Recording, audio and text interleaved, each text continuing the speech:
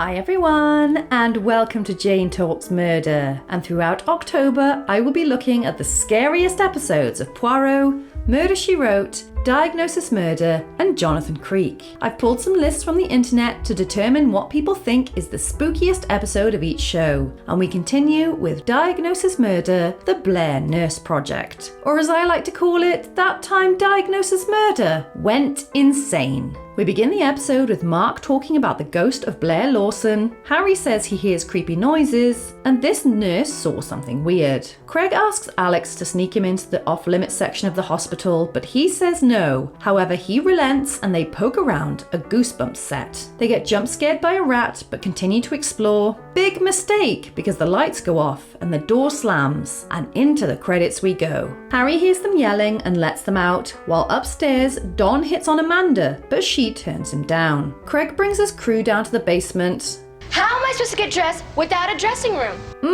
Might want to replace your lead actress if that's anything to go by. And there are so many Van Dykes running around. Scott's got his ghost hunting device at the ready, and they prep to film, but Alex taps out. And man, this acting is absolutely terrible from these two. I hope it was intentional. Mark says Craig should be careful. There's really nothing to see down there, is there?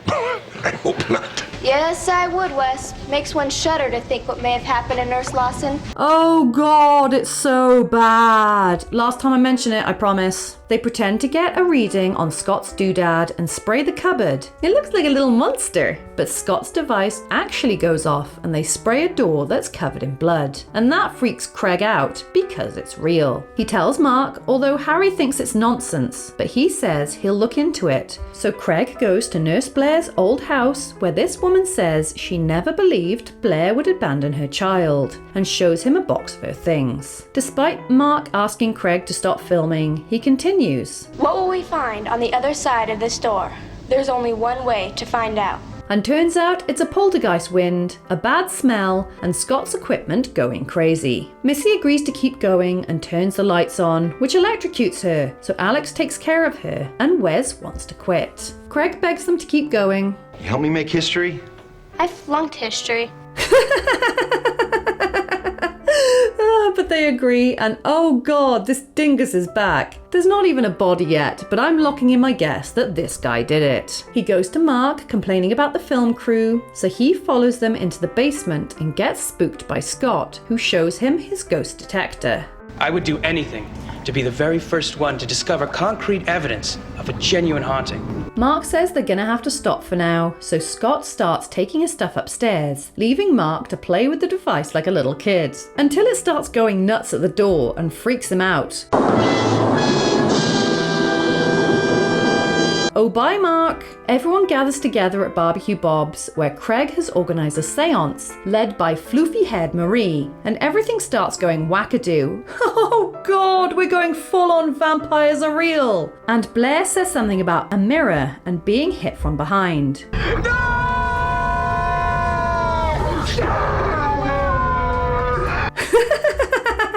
This show! I hope I was of some help. Craig shits his pants and rushes off to go look at Blair's stuff in the basement and talks to her, which she responds to with a cold blast and a punch to the face. Craig reports this all to Steve, who doesn't believe him. Dude, you know vampires are real. And he goes back to his crew, who all don't want to carry on. And Scott is missing. Jeez. Can we get that face again?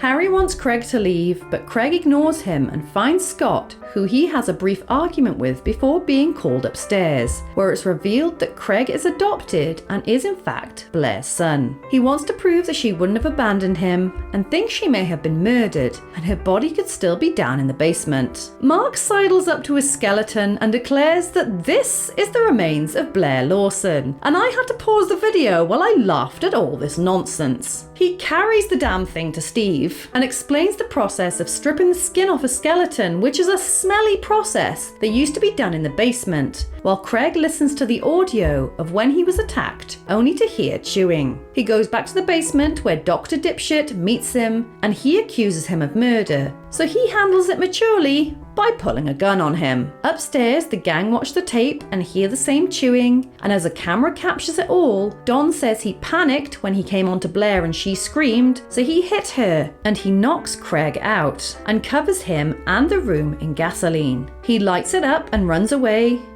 Dude, you had a perfectly good gun. And Steve manages to grab him as the fire alarm goes off, and they go into the basement to rescue him. Everyone agrees he should have been toast, but he thinks he was protected by his mother's ghost. And he shows them the tape, which also somehow survived the fire, which shows Blair's ghost. Oh, come on.